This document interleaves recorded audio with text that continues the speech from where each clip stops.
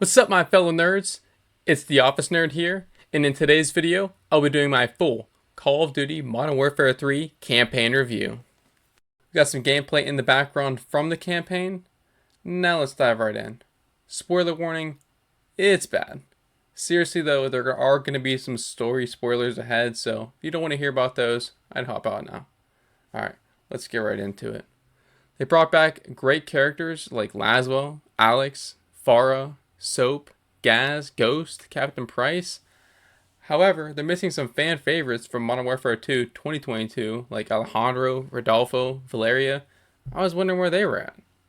Makarov was a great villain to use. He's pure evil and probably the best character in this particular campaign. Either way, he doesn't compare to the original Modern Warfare Makarov. That guy detonated a nuke in a city full of civilians and he committed genocide on a Russian airport. That guy was nuts. There was also a neat introduction to the open world missions. However, they weren't my cup of tea. The one thing I did like about them is I was able to change my loadout on the fly.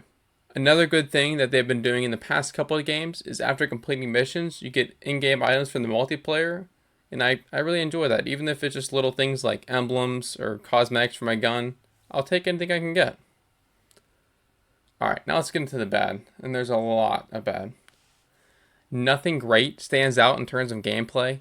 If anything, it has bad gameplay and forgettable missions. There's few new guns to use. I found myself picking up Modern Warfare 2 guns constantly. I mean, this is the new game. I'm trying to use the brand new Modern Warfare 3 guns. While the open world concept was a cool idea, it didn't really pan out well. It felt like I was trying to play Warzone when I'm trying to get immersed in a story. It took me out of it and it didn't feel real. Like we packed for this mission. Soap, Ghost, Captain Price. They all packed, got their loadouts ready, were prepared, but for some reason I had to look for ascenders to go up and down grappling lines and night vision goggles so I can see in the dark.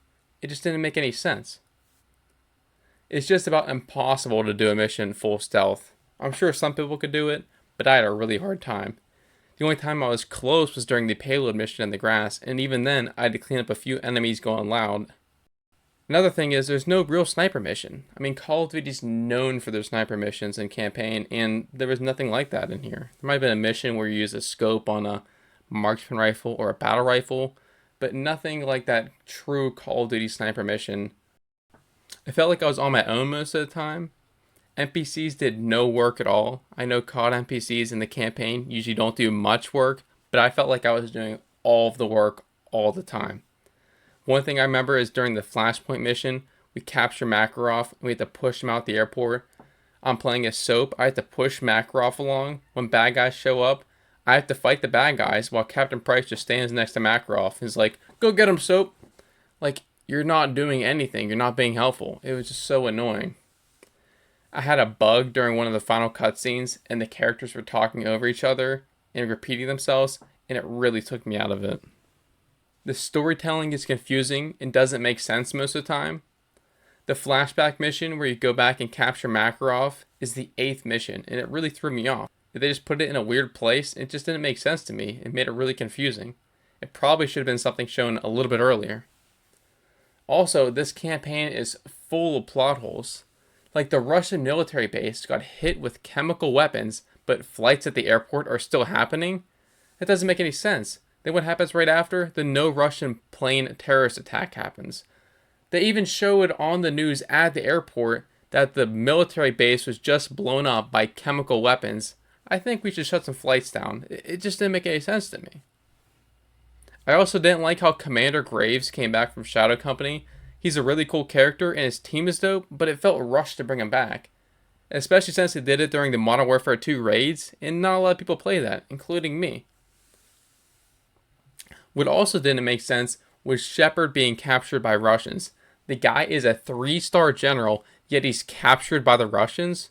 What's even better is that no one knew he went missing. Laswell is in the CIA, and she had no idea that General Shepard, a 3-star general, went missing. And it seemed like he was captured for a while. That makes absolutely no sense. The story felt hollow and boring. The stakes didn't feel high. I didn't feel nearly as involved as previous CODs. There wasn't much character development. If anything, it's the inverse to Modern Warfare 2. Why is Farah now buying nukes off of Shepard?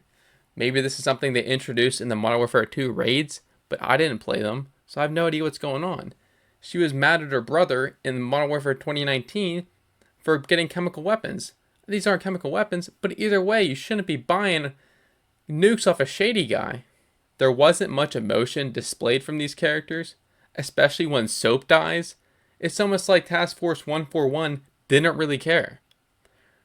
Remember during the original Modern Warfare 3 when Soap died? I was tearing up. Price was screaming. It was so much emotion in there. But this one, I just didn't really feel it. Also, the ending had no satisfaction. I know the ending doesn't always have to be good, but I felt like, I don't know, I played like the middle of the game. And it was just all filler. It didn't really have any substance to it. This campaign is one of the shortest of all time. Most people are completing it in about 3 to 4 hours. That's much less than the average 6 to 7 to even 8 hours for some of the other Call of Duty campaigns. You could really tell that this was meant to be a DLC for Modern Warfare 2, and they just pawned it off as a new game. If I had to rate it on a scale of 1 to 10, I would give it a 3. It's definitely one of the worst COD campaigns of all time, and I don't plan on playing it again. Thank you guys for checking out my review of the Modern Warfare 3 campaign. Let me know what you guys think in the comments down below. Would you consider this to be one of the worst COD campaigns of all time, or did you really enjoy it? And if you liked the video, make sure to drop a like for this nerd, and subscribe to upcoming Modern Warfare 3 content. I know you'll be excited. I also live stream on Twitch, link will be in the description below. Till next time, remember, with great power, there must also come great responsibility. Get to these other things. You can make a left or you going straight. We have an active JLTV. Get you inside, still come gunning for you. Could still make a direct play for defense. GPS is our insurance policy. Copy that, Price. What was that? Bro, what?